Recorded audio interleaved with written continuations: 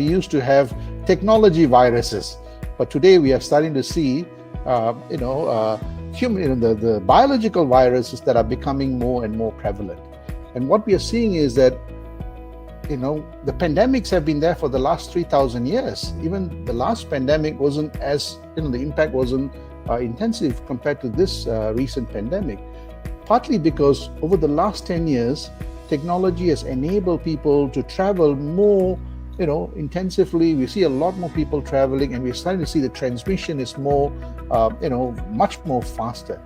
So we're starting to see the interlinkages between the three T's, which is technology, trade, transportation. So let me come now to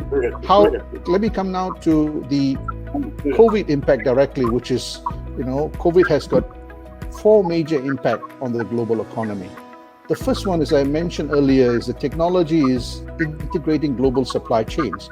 And we are starting to see that the first thing that happened, sometime last year when China was impacted by COVID was that and China is one of the biggest players in the supply chain. The moment COVID started having a major impact on China, we started seeing that the supply chain was slowing down, and by January and February, it came to screeching halt.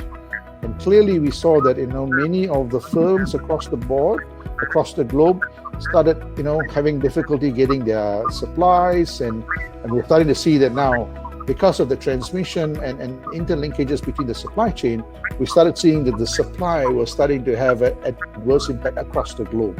And that is the first impact.